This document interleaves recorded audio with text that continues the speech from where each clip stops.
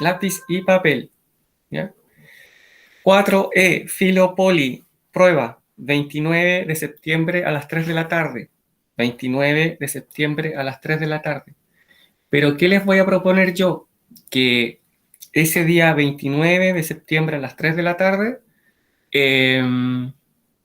me envíen lo que les voy a pedir, que es el resumen ejecutivo, algo muy corto, muy cortísimo, ¿ya? No voy a hacer pruebas, voy a hacer eso del resumen ejecutivo, entonces ese día a esa hora yo lo voy a colocar ahí como tarea, como si fuera una tarea en Moodle, para que ese día a esa hora sea el plazo de envío, ¿de acuerdo? Entonces de ahí para adelante me va a aparecer en rojo y ahí ya baja la nota. ¿Ya? ¿De acuerdo? ¿Sí? ¿Democráticamente de acuerdo? Bien. Sigamos. Coordinar Expo Filopoli. ¿Cuándo exponen los presentes que no han expuesto? Estamos hablando de, a ver, Catalina, Javiera, Kiara y Miguel, de los presentes. Ya, yo les voy a decir, exponen hoy a las 5 de la tarde. ¿Objeciones?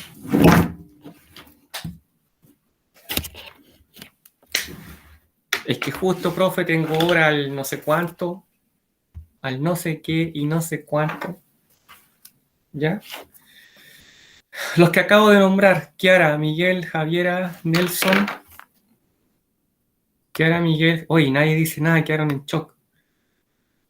Catalina, Javiera, Kiara, Profe, Miguel. Sí, dígame. yo le iba a decir que si podíamos disertar mañana el jueves, como nos toca la última hora con usted, pero es educación ciudadana.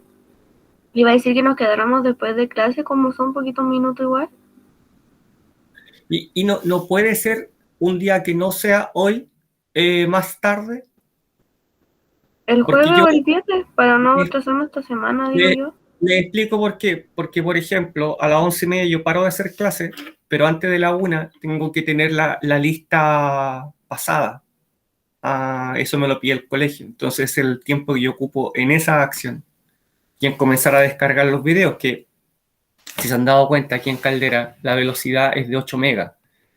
Por lo tanto, yo me demoro aproximadamente entre 8, 9 o 10 horas en subir una clase. Miren, Javiera, Nelson, ¿cuándo exponen? ¿Puede ser el viernes a las 5 de la tarde? A mí sí me acomoda el viernes a las 5 de la tarde. No sé si Nelson, algo hizo. viernes 17 horas. Nelson, viernes Ahí sí, 17 profe. horas. Es que me estaba metiendo desde el teléfono para poder conectar mi audio. Sí, profe, yo no tengo problema. Es que justo le iba a decir que hoy tengo hora al dentista a las 4. Entonces no sé Perfecto. si Miguel, puedo. Miguel, viernes 17:15 horas. ¿Sí? Hagamos esto rapidito, por favor. Miguel, viernes 17:15 horas. Miguel, Miguel, Miguel,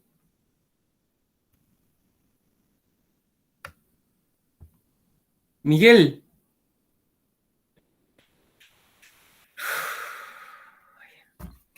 Kiara. Ya, listo. 17:15 horas el viernes.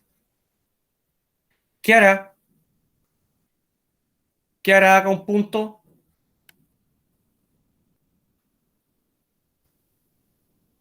Kiara, viernes 17:30 horas. Viernes 17:30 horas. Y me falta Catalina. Catalina. Oka, Catalina. Viernes 16:45 horas. Catalina, viernes 16:45 horas. ¿Sí? Ya, listo, 16:45. Perfecto, súper, gracias. Ya. Las tareas. hoy día voy a dejar una tarea, son 2 preguntas que generan 2 notas. Una tarea, 2 preguntas, 2 notas a full college. Si no la hacen, la nota de la prueba va a ir en el casillero en blanco. Ya tienen hasta la fecha, ya, listo, se pasaron, súper. Súper, súper. Aló, sí, sí. Ya. Vamos entonces. Ya. Ahí está la tarea. Ya no la vamos a dejar para el final, porque no la vamos a dejar para el final. Ya, esa tarea se resuelve con ese video. Ya, vamos a ver el video, ojalá podamos verlo. Esa pregunta se resuelve con la clase. ¿Cuál es la importancia política que podemos atribuir al ultimátum entregado por el Imperio Austrohúngaro a Serbia el 23 de julio de 1914? Buena pregunta, buena pregunta. Ya, listo, ahí está. ¿Cuál es la importancia política que podemos atribuir al ultimátum entregado por el Imperio Austrohúngaro a Serbia el 23 de julio de 1914? Lucas, le pregunto, usted que está haciendo un super preu, ¿esto ya lo vieron en el preu? Le pregunto. ¿No? ¿No en el preu? Ah, todavía no en el preu. Ya, listo. Bueno, ahí usted se va a lucir entonces en el preu. Vamos a ver si se luce, depende de la velocidad que lo pasemos. Bien. Siguiendo en la línea del peso de las ideas políticas, ya, porque si nos ponemos a ver autores, filósofos políticos, primero ya los vimos la gran mayoría, si es que no todos, en el primer semestre. Y si vemos más ahora, en realidad van a salir más intelectuales, pero como conversamos en clase, me parece que esto es mucho más útil, al menos para algunos, para los que van a dar la prueba de historia, ¿ya? Me parece mucho más productivo, mucho más útil para que lleguen, por último, en el caso de Lucas, por ejemplo, al preo, ya con una idea preconcebida. Y como siempre digo, en el caso de Luke, en el caso de los que quieren ser médicos, bueno, van a ser médicos intelectuales. ¿Bien? Ya. Entonces vamos a ir con el peso de ideas políticas en torno a la Primera Guerra Mundial. ¿Ya? Vamos a explicar, caracterizar el inicio y el desarrollo de la Gran Guerra y hay unas preguntas que deberíamos resolver. Para esto nos vamos a trasladar al siglo XIX, médicos filósofos. Sí, algo así. Médico, filósofo, Javiera, Pasebox, no sé, algo así de extraño. Ya. Sí, una nueva especialidad. Filosofía, no sé cuánto, filosofía médica. ¿Ya? Claro, tremendos debates éticos y morales. Bueno, vamos. ¿Ya? Vamos a trasladarnos al siglo XIX, miren, la guerra del siglo XX, pero nos vamos a ir al siglo XIX, ¿ya? Porque no va a pasar todo el imperialismo, la paz armada, todo de nuevo, que uno debe revisarlo para poder comprender por qué se produce la Primera Guerra Mundial, porque en realidad, si ustedes se detienen a pensar, hoy en realidad es una guerra entre imperios, no entre países, ¿ya? Es una guerra, surge como una guerra entre imperios, ¿ya? Por lo tanto, imperios, algo tendrá que ver este imperialismo que surge en el siglo XIX y que ojalá ustedes fueran recordando. ¿Ya? Miren, ¿se acuerdan? Se puede decir muchas veces ¿se acuerdan ustedes que a finales del siglo XIX, Europa, sobre todo, Europa está constituida por imperios, ¿ya? Quizá excepto Francia, ¿cierto? Que es una república, ¿ya? Pero tenemos el imperio austrohúngaro, ¿ya? A partir de 1871 el imperio alemán, ¿cierto? En Asia tenemos el imperio turco otomano, ¿cierto? Tenemos el reino de Italia, no la República de Italia, el reino de Italia, ¿cierto? ¿Ya? Y tenemos el imperio británico, y tenemos cada uno de ellos con sus ansias, sus afanes y sus codicias, ¿ya? Bien. Por eso es que se inicia este proceso que se llama imperialismo antes de la guerra. Vamos recordando. ¿Se acuerdan que estas naciones pretenden repartirse prácticamente el continente africano y el continente asiático, adueñarse de él sin importar quién vivía ahí antes, sobre todo por los recursos económicos que ya existían, que existen, recursos naturales, ¿cierto? Indispensables para llevar a cabo su proyecto de industrialización. Quiero construir un tren, necesito hierro. Y si he construido el tren, necesito carbón para poder echarlo a andar. para algunas piezas repuesto, necesito crear piezas de goma, ¿ya? Por lo tanto, necesito el árbol del caucho. Para construir, para elaborar ropa, necesito el algodón, el lino, y para alimentar a las personas necesito toneladas y toneladas de trigo. Por lo tanto, estos imperios pretenden cada uno de ellos expandirse, ¿ya? Por diferentes motivos, ¿ya? Económicos, ideológicos, culturales, políticos, ¿cierto? Causa económica y es lo que acabo de nombrar.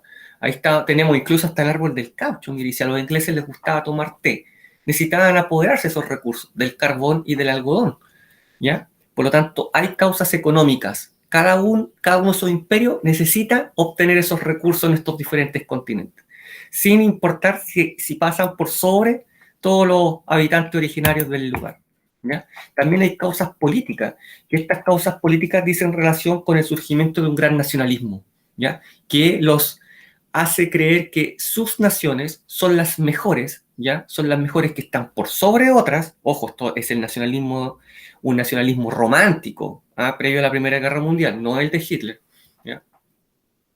Son nacionalistas románticos, ellos están dispuestos a morir por su país, ¿cierto? A iniciar una lucha por asegurar la sobrevivencia de sus países, de sus naciones, de su imperio, frente a los otros que están en Europa. Por eso es que vemos, ¿cierto?, esa imagen con diferentes banderas, la de Francia, la de Alemania, la de Italia, ¿cierto? Y más atrás otras banderas en Europa, y todas anhelan un surgir como la nación más grande. Y es por eso que entonces se vincula con las causas ideológicas, porque mi imperio, mi nación, tiene todo el derecho, porque es el mejor, de tener una colonia en África, en Asia, y obtener todos esos recursos económicos para llevar a cabo nuestros procesos de industrialización, sin importar si paso por sobre toda la humanidad que se encuentra en esos lugares. Esta foto, la de arriba, es del Congo belga, colonia belga, ¿ya? Donde cualquier falta era castigada con la amputación de uno de los miembros, ¿ya? Esto es prácticamente conocido como un genocidio belga, llevado a cabo por el rey Leopoldo II de Bélgica. Y abajo tenemos París, ¿cierto?, con los museos. ¿Se acuerdan de esto? Tienen que haberlo visto. Los museos humanos, gente era secuestrada, ¿cierto?, de sus lugares de origen, incluso en Chile, en la Patagonia, y llevadas para ser exhibidos, donde la gente pagaba entrada y les arrojaba comida y se recreaba un hábitat. ¿Por qué? Porque estas naciones, estos imperios, se creen con la facultad, ¿ya?, de civilizar, tienen la capacidad de civilizar, según ellos, ¿cierto?, otras naciones que nacieron para servir, nacieron para ser dominadas, nacieron para ser esclavas, ¿ya? Todo esto es antecedente de la Gran Guerra. ¿Por qué? Porque cada uno de estos imperios, ¿ya?, va a decir que es la mejor nación, el mejor imperio, y que se merece por tal motivo una colonia en África, Asia, Oceanía, ¿ya? Expandir su territorio. Bien, como tienen que expandir su territorio, comienza un proceso que se llama la paz armada. Aquí van recordando, ¿cierto? Aquí yo diría, ya, profe, me enchufé. Comienza la paz armada. ¿Por qué la paz armada? Porque es el periodo previo a la Primera Guerra Mundial, desde la unificación de Alemania, ¿cierto? Que Alemania, recordemos que era una serie de reinos, muchos reinos, y que posterior a la Guerra Franco-Prusiana, 1870-71, gana Alemania la Guerra Franco-Prusiana, ¿ya? Se dice Prusia porque Prusia era el reino que militarmente era el más poderoso, ¿ya? Y que lleva a cabo la guerra y lleva a cabo el proceso de unificación. Gana la guerra, se unifica, ahora se llama Imperio Alemán, ¿cierto? A contar de 1871, y se inicia este proceso de la paz armada, ¿ya? Donde todos saben que van derecho a una guerra, que el enfrentamiento es inevitable, ¿ya? Por eso se llama paz armada. Si bien es un proceso de paz, ¿ya?, este proceso se va a caracterizar, ¿cierto?, por la formación de alianzas. Por un lado, la Triple Alianza, ¿cierto? Ya vamos a ver por qué está conformada, y por la Triple Entente, que también vamos a ver por qué está conformada, y por el inicio de una gran carrera armamentista y el reclutamiento de soldados y la preparación para la guerra, porque sabíamos que íbamos derecho al abismo, ¿cierto? Y esto entre el 71 y el 1914. Otro antecedente importante es que, ya les conté, en 1871, Alemania se unifica, ¿cierto?, en un solo imperio por luego de haber ganado la guerra franco-prusiana. Franco-prusiana, le ganan la guerra a Francia. Francia es aplastada en pocos meses es aplastada. Y el ejército prusiano, vamos a decir alemán, entra a París, ¿ya? Y el acto de unificación de Alemania se hace en el Palacio de Versalles, o sea, como decir aquí en Chile, en el Palacio de la Moneda. O sea, una vergüenza para los franceses. Por lo tanto, el resentimiento, ¿ya? El resentimiento y las ansias de revancha por parte de Francia se inician en ese momento. Un día vamos a tener que pelear otra guerra con Alemania, porque miren todo lo que nos quitó, desde ya la dignidad y algunos territorios, ¿bien? Eso también es otro antecedente. Pero principalmente el imperialismo, la paz armada, ¿ya? La conformación de alianzas. Bueno, estos son antecedentes breves, porque tenemos apenas 60 minutos y ya vamos hacia la Primera Guerra Mundial, ¿ya? Imperialismo, paz armada, nos preparamos para la guerra, es un periodo que dura entre 1871 y 1914, porque en 1914 se va a desencadenar la guerra. Este es un gran conflicto militar, le decimos Primera Guerra Mundial. Hoy, en su tiempo, nadie decía Primera Guerra Mundial porque no sabían que iba a haber una segunda. Pasó a llamarse la Gran Guerra, o incluso decían la guerra que va a terminar con todas las guerras, y ya vamos a explicar por qué. Comienza el 28 de julio del 14, ¿cierto? Y con un enfrentamiento bastante focalizado, allá entre el límite de Europa con Asia, en Europa del Este, en un imperio que se llama Austrohúngaro, y un país que nadie conoce, que se llama Serbia, ¿ya? Y empieza allá, y miren dónde termina, ¿ya? Empieza allá, ¿ya? Y este conflicto empieza a escalar debido a las alianzas que le nombré, la Triple Entente y la Triple Alianza, ¿ya? Ya vamos a ver por qué también. Porque las alianzas van funcionando tal como estaban programadas, por lo tanto, un país le declara la guerra al otro, otro al otro, y le dice, ¿por qué le pegaste a mi amigo? Y se van declarando la guerra unos a otros, ¿ya? Ya. Este conflicto abarca, por lo tanto, una escala mundial con millones de soldados movilizados, ¿sí? Ahí tengo el dato, ¿cierto? Aproximadamente 32 naciones participan, dura aproximadamente 4 años y fracción, termina en 1918, ¿ya? Ya. Por un lado, las potencias que principalmente se enfrentan son Gran Bretaña, Francia, Rusia, Italia, Estados Unidos, que ya vamos a ver que va a entrar en la guerra en 1917 en el próximo capítulo, ¿ya? No entra la guerra desde el comienzo. Y por el otro lado, por el lado de la Triple Alianza, ¿cierto? La guerra la van a luchar Alemania, o vamos a decir técnicamente Imperio Alemán, Imperio Austrohúngaro y el Imperio Turco-Otomano y Bulgaria. Y otros países también, ¿ya? Causas del conflicto. Esto ya lo mencionábamos en alguna medida, vamos a profundizar, ¿ya? Hay rivalidades debido al proceso imperialista. Miren el mapa de África, miren este reparto, por favor, ¿ya? Miren este reparto, lleno de banderitas. Hasta España tiene aquí, España, el norte de África, acá está Francia, acá está el Imperio Turco Otomano, y aquí está Bélgica, como les decía en el Congo belga. Inglaterra tiene muchas posesiones, por lo tanto, como surge este nacionalismo, ¿ya? Dicen, ¿por qué yo no merezco más territorio? Yo debería tener más territorio en estos lugares, ¿ya? Y por lo tanto, tengo que pelear con mi vecino, expulsarlo de este lugar, porque yo quiero los recursos que están allá en Argelia y en Tunisia, ¿ya? Dice Italia, pero Italia dice, oh, yo solamente tengo Libia, y tengo aquí Eritrea, y tengo acá otra bandera y no tengo más, y todo el resto tiene tantas banderas puestas en África. No, ¿ya? Yo me siento resentido por este proceso imperialista, yo requiero más territorio acá, ¿ya? ¿A quiénes se van a sentir perjudicados? Cuenten las banderas y se van a dar cuenta que el Reino de Italia y el Imperio Alemán. Esa bandera negra, blanca, roja es la bandera imperial alemana.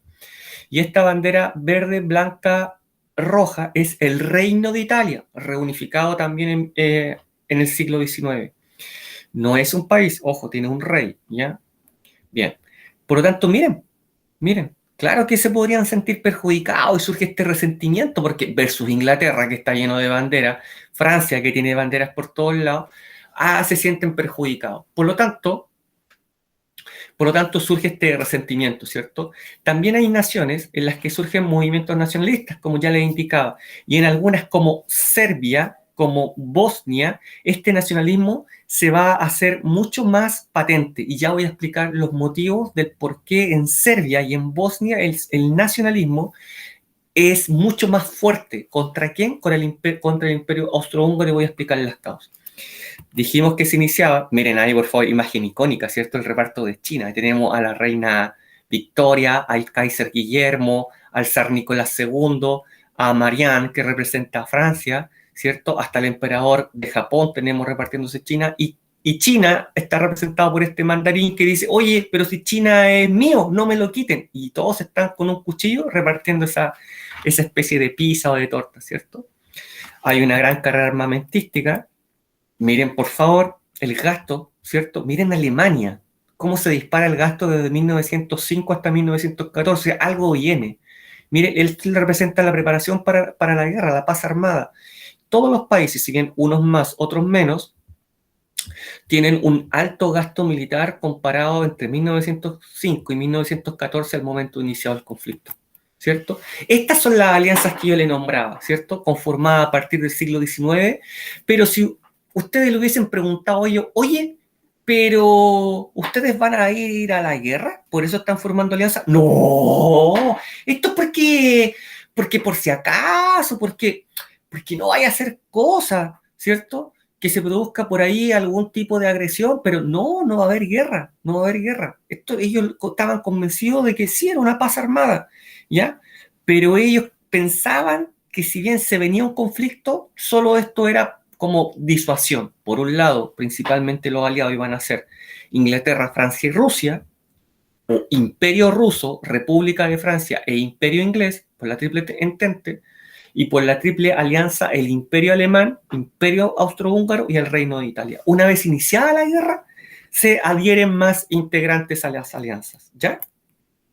Acá está el principal problema. Aquí pónganse cómodos, ¿ya? Aquí van a recordar varias cosas. Miren, ahí está el Imperio Austrohúngaro, ¿ya? Imperio Austrohúngaro. Ahí está el Imperio Ruso, ¿ya? No pierdan de vista esto. Ahí está el Imperio Ruso. Ahí está el Imperio Turco. Y aquí está la península de los Balcanes, Rumania, Bulgaria, Serbia, Albania, Montenegro, Grecia. ¿Ya? Todo esto. Bueno, ¿qué es lo que pasa aquí? Yo les voy a explicar. Todo este territorio de acá, que está como achurado, como decíamos antes los profesores, pertenecía, ¿ya?, al Imperio Turco hasta 1878. ¿Qué es lo que pasa? Que el Imperio Turco está muy en decadencia, muy disminuido, tiene poco poderío militar. Por lo tanto, le queda este territorio atrás mano acá. Tiene que cruzar acá, ¿cierto? O cruzar este mar, ¿cierto? Para poder llegar a sus territorios de acá. Por lo tanto, el Imperio Austrohúngaro siente un gran anhelo, lo vamos a llamar así políticamente correcto, un gran anhelo por anexar todo este territorio. Todo este territorio. Y lo logra. Poco a poco lo logra. El Imperio Turco dice, bueno, yo no puedo mantener este territorio militarmente, ocúpalo, Imperio Austrohúngaro. El Imperio Austrohúngaro poco a poco comienza a penetrar en este territorio, ¿ya? Y primero anexa Bosnia a partir de 1908 con su capital, que ya les debe sonar a balazo, ¿cierto? Sarajevo. El Imperio Austrohúngaro anexa Bosnia. Se lo deja para él el lenguaje coloquial, ¿ya? El lenguaje coloquial se lo deja para él, lo anexa, lo incluye en su territorio. Bien, ¿ya? O mal para los bosnios, ¿ya? Pero este territorio todavía sigue siendo soberano. Serbia, Albania, ¿ya? Serbia, por supuesto, una nación independiente. ¿Bien? Ya. ¿Por qué les dije que no perdieran de vista a Rusia? ¿Por qué? Porque en todo el Imperio Austrohúngaro y en toda la península de los Balcanes hay un conflicto étnico-político. Los serbios se sienten serbios, los bosnios se sienten bosnios, los rumanos rumanos, los búlgaros búlgaros, los albanos albanos y los griegos griegos, ¿ya? Cada uno tiene diferentes rasgos de la misma religión. Aquí hay católico, hay ortodoxo y hay musulmanes, ¿ya? Lo mismo en el Imperio Austrohúngaro. No hay una sola cultura, ¿ya? Aquí hablan alemán, hablan rumano, hablan búlgaro, hablan serbio, ¿ya? Tienen un conflicto étnico político en los Balcanes. No todos tienen el mismo traje típico, no todos tienen la misma música típica. La música que se escucha en Viena, la música que se escucha en Viena no es la misma que se escucha en Serbia. ¿Me entienden el conflicto étnico-político? No hay una gran unión como en Alemania, que Alemania se unificó y en Alemania todos tomaban cerveza, todos comían pan y todos comían chucrut, ¿ya? Y todos se vestían con esos pantalones cortos y un sombrerito con una pluma. ¿Me entienden? Había una unidad política y cultural. En Chile todos bailamos cueca y todos escuchamos cueca y todos nos comen un choripán para el 18 de septiembre. Acá no, ¿ya? Sobre todo los serbios se sentían serbios. Y sobre todo, estas naciones que están aquí se sienten eslavos. Eslavos. ¿Y quiénes son eslavos? El Imperio Ruso. Ahí está el conflicto. No se sienten turcos, no se sienten austrohúngaros, se sienten eslavos. Por lo tanto, Rusia, ¿cuál es la intención? Un día, todos ustedes ya van a pasar a conformar el territorio del Imperio Ruso. Y Serbia, si tienes un problema con el Imperio Austrohúngaro, yo un día te voy a defender. El mínimo problema que tú tengas con el Imperio Austrohúngaro, yo te voy a defender, porque tú un día vas a ser parte del territorio del Imperio Ruso, porque somos eslavos. Eso es lo que nos une. Y estos países están de acuerdo, ¿ya? Pero no olviden el gran anhelo del Imperio Austrohúngaro por anexar este territorio de acá, sobre todo Serbia. Ahí, con esta explicación, ¿se entendió cuál es el gran conflicto que ocurre acá y por qué va a explotar esto? Lo explico de nuevo si es necesario o alguna parte explico nuevamente, díganme. ¿Ya? Porque uno repite como loro las causas de la Primera Guerra Mundial, pero cuando tiene que explicar esto no recuerda o no sabe explicarlo. ¿Alguien tiene alguna duda todavía?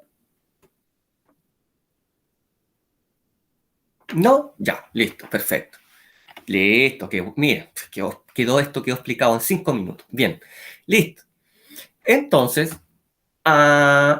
quedó claro este conflicto, ¿cierto? Vamos a lo siguiente. ¿Qué es lo que va a pasar acá? No olviden lo que acabo de explicar. Miren, la crisis de julio. Un día, en julio de 1914,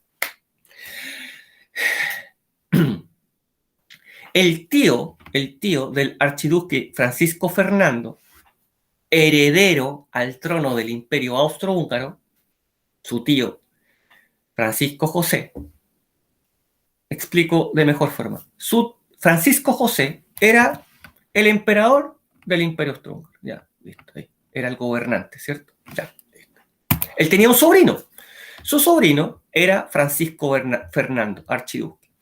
A la muerte de Francisco José, Francisco Fernando debería heredar el trono. Ahí se entiende, era el heredero. Él tenía una esposa, Sofía Chotek, pero que ahí la nombramos con su nombre honorífico, Sofía de Hohenberg. Ya. Entonces su tío le dijo, mira, anda a Bosnia, territorio anexado en 1908, ¿ya? Porque hay unas tropas militares que tienes que ir a visitar, ¿ya? A revistar. Anda tú, yo no voy a ir. Bien. Él va con toda una comitiva, ¿cierto? Llega a la capital, Sarajevo, y en el trayecto es víctima de un atentado en el cual no muere. No muere. Se dirige al ayuntamiento, a la municipalidad, a poner un reclamo. Por favor, a poner un reclamo de por qué él había sido víctima de un atentado, si le habían dicho que la población de Sarajevo lo quería mucho. ¿Ya? No conforme con eso, él dice, voy a seguir haciendo el recorrido. Y en esa continuación de hacer el recorrido, un jovencito, muy jovencito, un par de años más que ustedes solamente, de nombre Gavrilo Princip, ¿ya? Tal como sale ahí, un nacionalista serbio. ¿Se acuerdan que les dije que en Serbia y en Bosnia iba a haber una explosión nacionalista para defenderse de la expansión del Imperio Austrohúngaro? Ya. Este jovencito asesina a disparos, a balazos, a Francisco Fernando y a su esposa. Este es el atentado de Sarajevo. Dicho sea de paso, Gavrilo Princip pertenecía a una organización nacionalista muy radical llamada La Mano Negra, que había planificado el atentado y asesinato de esta autoridad. ¡Listo! Listo. Aquí se empieza a armar la rosca, como decía mi abuelito, ¿cierto? Con el asesinato. ¿Por qué? ¿Qué es lo que ocurre? El asesinato fue el 28 de junio, pero miren la pregunta de la tarea. Austria-Hungría, ¿ya? Austria-Hungría dice, esta es la oportunidad. Este es el chivo expiatorio. ¿Para qué? Para poder tener un motivo para invadir Bosnia, declararle la guerra y anexarla. Pero ¿por qué Bosnia? ¿Por qué Bosnia? ¿Ya? ¿Por qué Bosnia? ¿Por qué Serbia? Ya. Miren aquí. Serbia es un país soberano. El asesinato fue acá. Y Serbia es un país soberano. Otro país, ¿ya? Pero resulta que dijimos que Gavrilo Princip era serbio. Ah, ahí hay algo. Por lo tanto, Austria-Hungría, ¿ya? Le envía un ultimátum el 23 de julio a Serbia, ¿ya? Con un pretexto. El ultimátum estaba diseñado, estaba hecho para que Serbia lo rechazara. Estaba elaborado para que Serbia dijera no y se opusiera a las exigencias que iban en ese ultimátum. Un ultimátum es un mensaje diciendo haz esto o te va a pasar esto otro. ¿Ya? ¿Qué dice el ultimátum? El ultimátum le dice, estimada Serbia, soy el Imperio Austrohúngaro. Te exijo que me permitas participar en las investigaciones del asesinato del archiduque Francisco Fernando.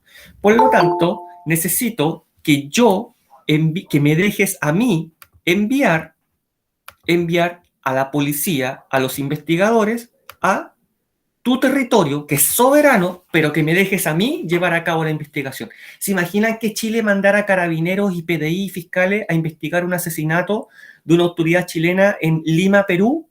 No, ¿cierto? Buenos días, Nicole. No. Ahí está. Ahí está. Por supuesto Serbia se iba a negar. Por supuesto. Sí, pero ¿cómo? ¿Cómo se te ocurre? Si Serbia es un país soberano. No. Definitivamente no. ¿Ya? Por lo tanto, el ultimátum estaba hecho para que Serbia se negara y iba a ser el pretexto que iba a permitir a Austria declararle la guerra a Serbia y así poder comenzar la guerra y anexar Serbia. Pero Austria-Hungría tiene que haber pensado, invado Serbia y la guerra termina aquí y me anexo Serbia, lo que siempre yo he querido. Por supuesto, nadie iba a pensar que eso iba a activar las alianzas a nivel prácticamente mundial. No se preocupe, Nicole, estamos viendo aquí el peso de las ideas políticas en la Primera Guerra Mundial. Entonces, la crisis de julio, lo que acabo de explicar, el ultimátum, ¿se entiende? O, profe, ¿sabe que explique mejor esta parte? ¿Alguien? Quiero que vayamos aquí el paso a paso, porque con esto ya nunca más en la vida ustedes van a ver algo de la Primera Guerra Mundial, a no ser que lo lean ustedes. ¿Ya? Nunca más, esta es la última vez en la vida, para algunos. ¿No? Ya, perfecto. Vamos entendiendo, vamos entendiendo, vamos entendiendo. Listo. Entonces, esto es lo que ocurre. Ya, esto es lo que ocurre. 28 de junio, atentado en Sarajevo. 23 de julio, ultimátum austriaco a Serbia, ¿cierto? Oye, permíteme participar en la investigación. No, ¡pum! Guerra. Declaración de guerra. Austria declara la guerra a Serbia. Por lo tanto, ¿qué habíamos dicho de Rusia? Serbia, cualquier problema que tengas con Austria, yo te voy a defender. Rusia se comienza a movilizar el 30 de julio y envía un ultimátum a Alemania, envía un ultimátum a Rusia y a Francia, diciéndole no se metan con el imperio austrohúngaro. Rusia y Francia dicen no, no me interesa tu ultimátum, ¡pum! Alemania le declara la guerra a Rusia, porque Rusia va a intervenir contra el imperio austrohúngaro. Se moviliza Francia, por supuesto, a favor de Rusia, ¿cierto? Y como Francia se moviliza, ya ante el peligro de que Alemania invada a Bélgica, ¡pum! Alemania le declara la guerra a Francia el 3 de agosto. Y como Francia y Rusia eran aliados del Reino Unido, Inglaterra, el Reino Unido ahora le declara la guerra a Alemania. Y el diablo se viene a vivir a la tierra por los próximos 4 años. Profe, ¿pero qué pasa con Italia? El problema de Italia es bastante particular, porque Italia, si recuerdan, estaba participando por la Triple Alianza, por Alemania y por Austria, ¿se acuerdan? Pero ellos dicen, comenzó la guerra, ¿qué me conviene más? ¿Estar a favor de Alemania y del Imperio Austrohúngaro y pelear por un territorio en África? ¿O estar por el lado de Rusia, Francia, Inglaterra y pelear contra Austria y ganar unos territorios ahí en la frontera entre Italia y el Imperio Austrohúngaro? Me quedo con lo segundo. Y se cambia de bando inmediatamente. Igual como va a pasar en la Segunda Guerra Mundial. Así que desde siempre. ¿Ya? Sí, sí, se dio vuelta la chaqueta. Y si todos ustedes deben recordar, el 43 en la Segunda Guerra Mundial también se va a dar vuelta la chaqueta. ¿Ya? Después de una pobre actuación en la Segunda Guerra Mundial. Entonces, ¿entienden cómo se van activando las alianzas? Yo creo que este cuadro es muy explicativo. ¿Ya? No necesita mayor explicación. Esto se estudia en todo el mundo como ejemplo de cómo se activan las alianzas en una guerra. Claro, ni chicha ni limona. ¿Ya? Y comienza el conflicto, ¿cierto? ¿Por dónde? Por la movilización, porque necesito soldados. Rápidamente tiene una extensión planetaria, ¿ya? Y comienza una especie de ingeniería social a través de la propaganda. I want you for US Army, nearest recruiting station. Reclútate en la estación más cercana. Te queremos a ti, no a ti, ni a ti, ni a ti. A ti, dirigido a ti, a todos ustedes, para el ejército de Estados Unidos, ¿ya? Para iniciar un gran reclutamiento. ¿Por qué? Porque miren, por favor, la cantidad de soldados. O sea, Rusia moviliza casi 6 millones de soldados. Francia, 4 millones. Veamos a Alemania, 4 millones y medio. Finalmente termina sosteniendo todo el peso de la guerra sola. Y Austria-Hungría, 3 millones de soldados. ¿Ya? Estados Unidos en un año va a movilizar de 200.000 soldados, pero finalmente esta es la cifra de movilización. Esto es lo que tienen al comienzo de la guerra. Miren, 12 millones de soldados. Alemania solo, 11 millones de soldados. O sea, es cifras estratosféricas para nosotros. Casi la población de Chile, estos dos países. Y van a usar también la propaganda, porque tienen que comprometer a todas las naciones, incluso a las de las colonias. ¿Qué hace un soldado negro, cierto, peleando por Francia? ¿Por qué? Porque es extraído desde las colonias.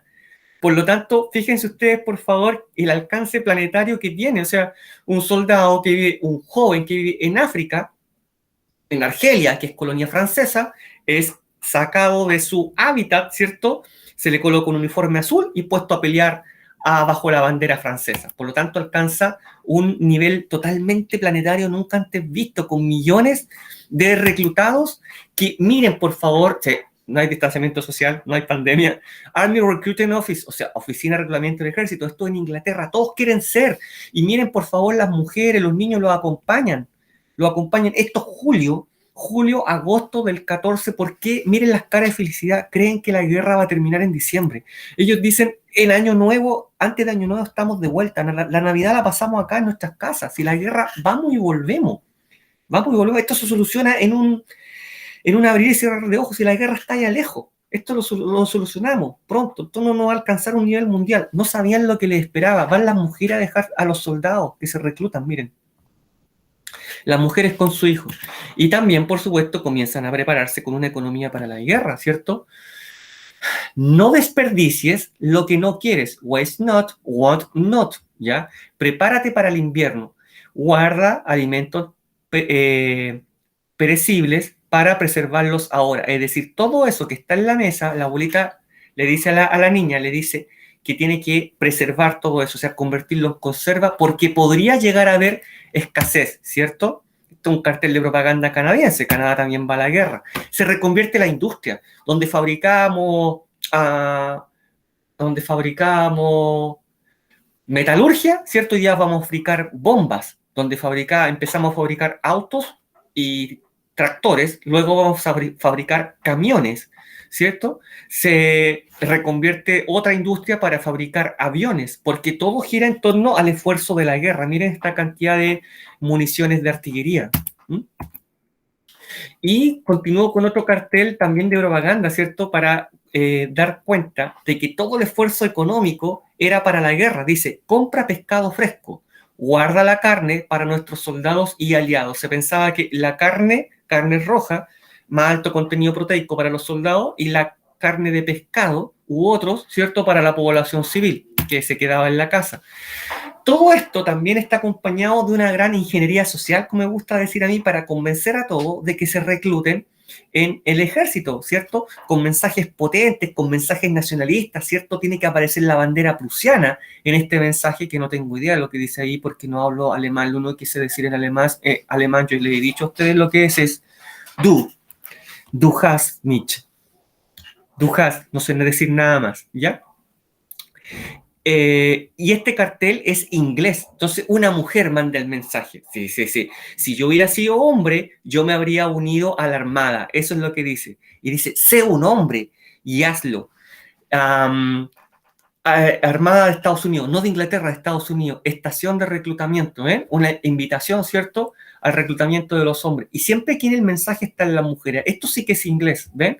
La mamá, la hija, el hijo. Las mujeres de Gran Bretaña, Inglaterra, dicen, vayan a la guerra. Son ustedes las que tienen que ir, los que tienen que ir, y nosotros nos vamos a quedar esperando, ¿ya?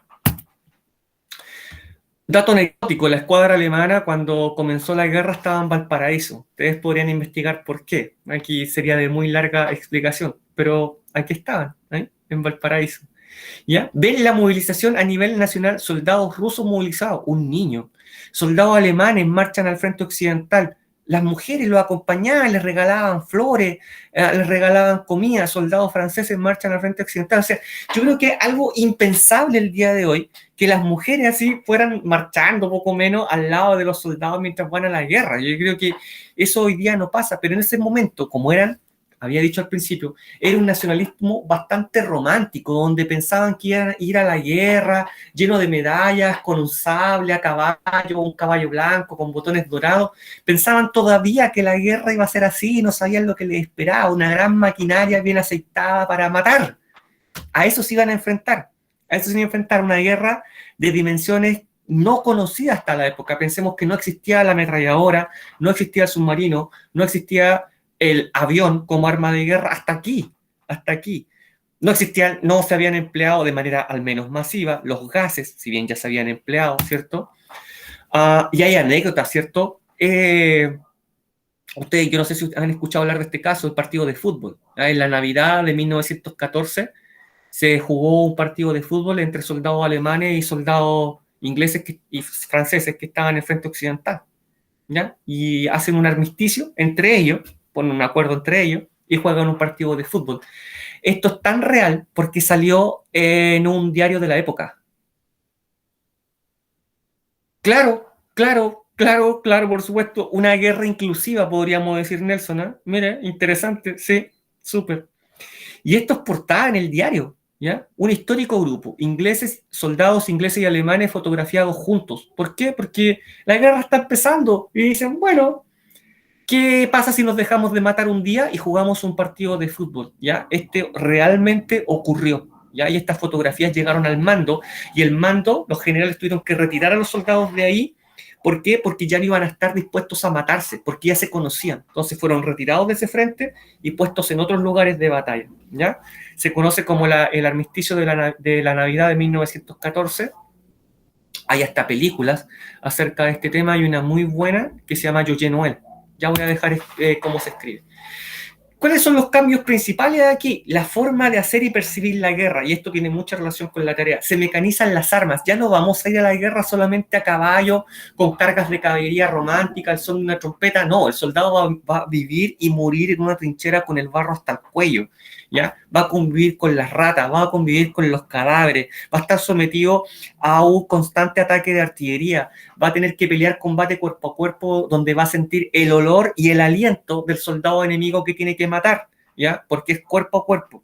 Todo esto va a ser generado por armas de alta capacidad destructiva. Va a poner tanques, aviones, un bombardeo constante, una tecnologización de la artillería, lanzallamas. Yo creo que esa pintura, esa lámina lo refleja todo. Ese soldado no quiere más, ¿ya? Ese soldado no quiere más. Sáquenme de aquí, mátenme o sáquenme de aquí, ¿ya? Mátenme o sáquenme de aquí, pero yo ya no quiero más aquí, ya no doy más, ¿ya? Yo creo que esa lámina lo dice todo. Y el frente se estanca, y es por eso que los soldados se tienen que meter en trincheras, debido a la gran cantidad de bajas, porque los generales insisten en realizar cargas frontales a la bayoneta, ¿ya?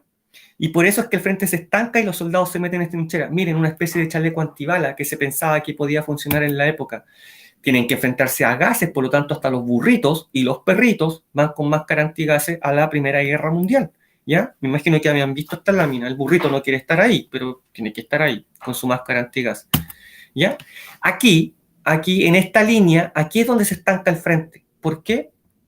Porque los soldados tienen tantas bajas, ¿ya? Causa tal mortandad las cargas frontales contra ametralladoras, ¿ya?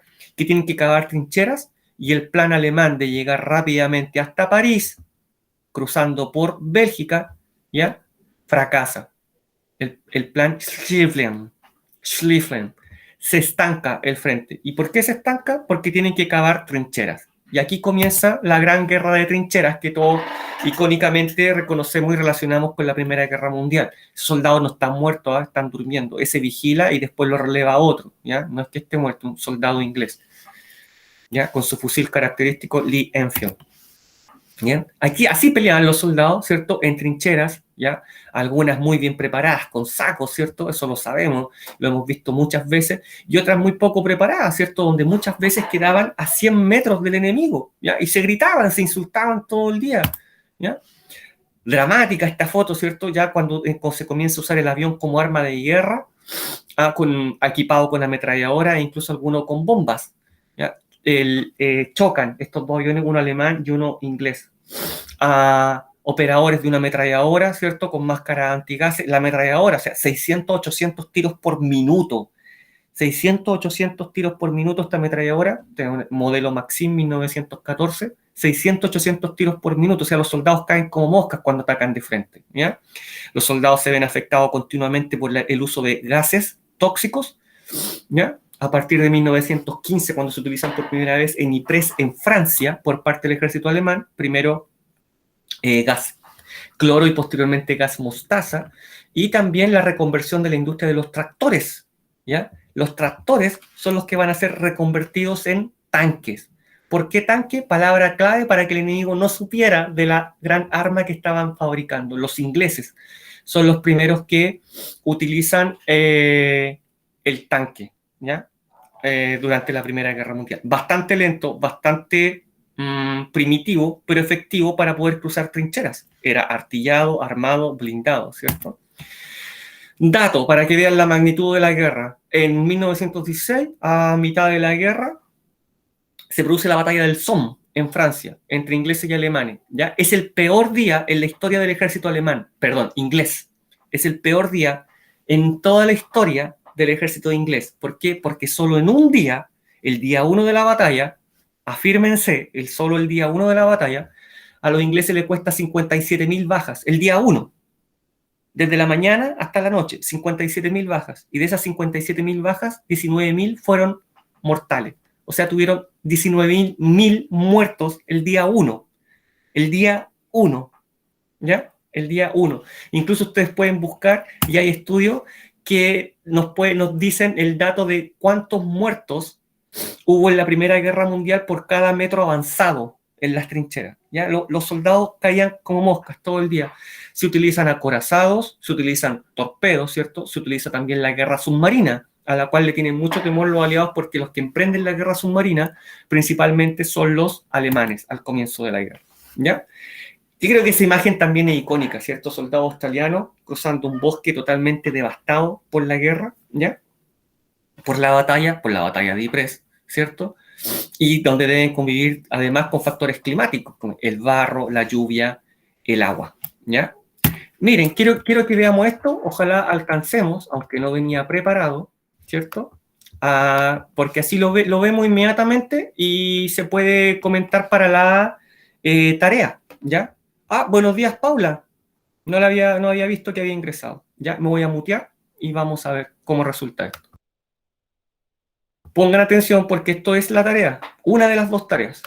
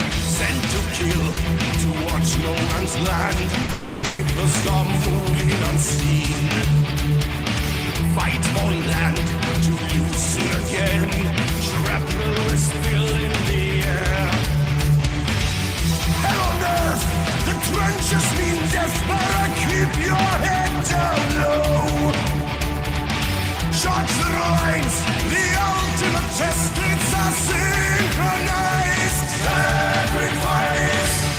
Get the wounded out to talk, left alone in no man's land. Man in chaos at the front. Dream of heaven, angels are calling your name.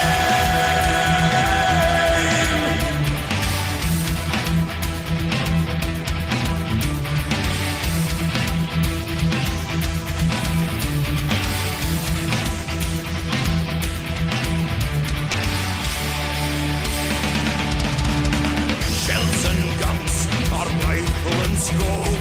Bullets are wearing your name. Losing track of time and of space. Midnight at sanity's edge. Losing friends to artillery shells. At the break of dawn. Break their will as yours has been broken. They're here alone. Dream of home. Shot at dawn to gain a yard. Scarlet night took other lines. Leave your life in fortune's hands. Dream of heaven. Angels are calling your name.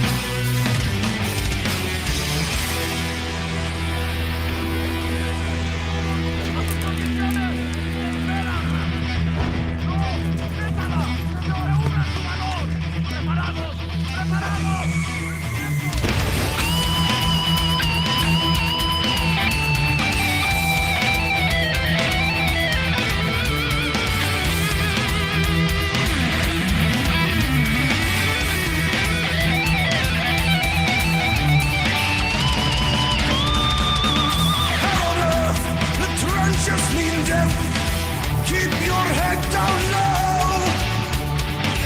Charge the lines, the ultimate test. It's a synchronized sacrifice. When the bullet hits its mark, know your timing has been served. You won't return to home. Dream of heaven, angels are calling your name.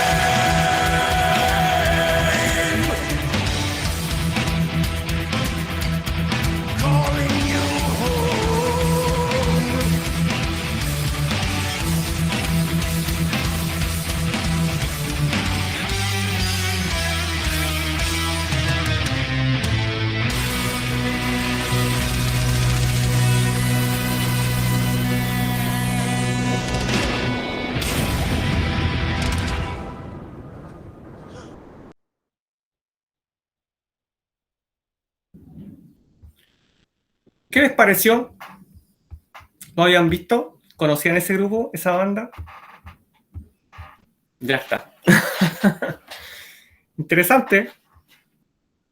Es como el resumen de todo.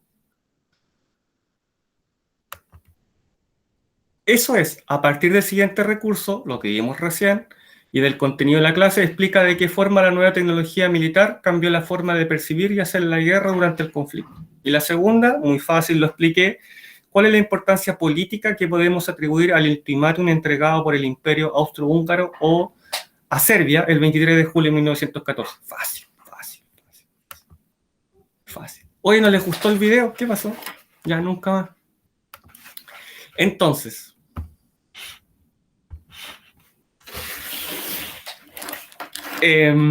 nunca lo había visto. Ya, se llama Sabaton la banda. Vamos a seguir viendo a lo mejor en la otra clase otro video de ella. U otro.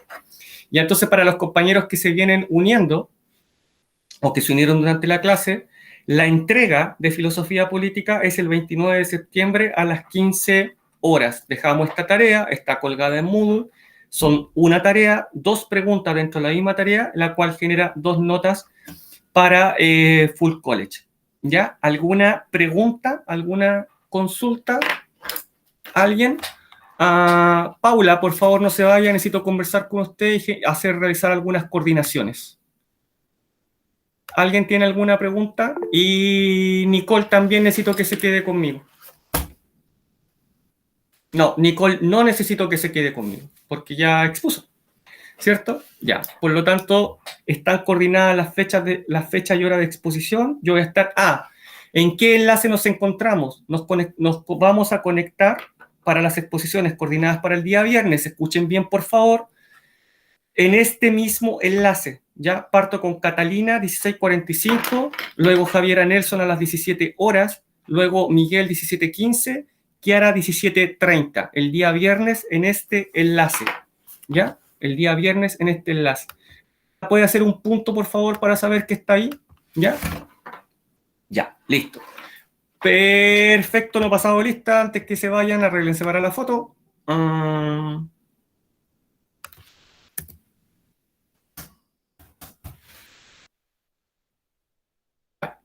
Excelente. Vamos a continuar la próxima, el día viernes. Ahí espero ya tener la pauta del resumen ejecutivo. Bien, éxito. Nos vemos. Muchas gracias. Que estén súper bien. Cuídense mucho. Paula, ¿se puede poner al chat, por favor? Chao, Lucas. Chao, Javiera. Nicole, Nelson, nos vemos. Paula.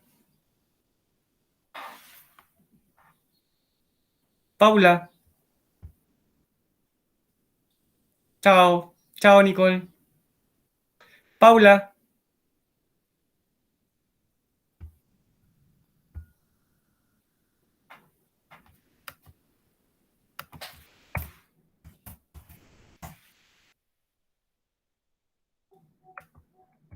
Paula. Kiara. Paula. Kiara.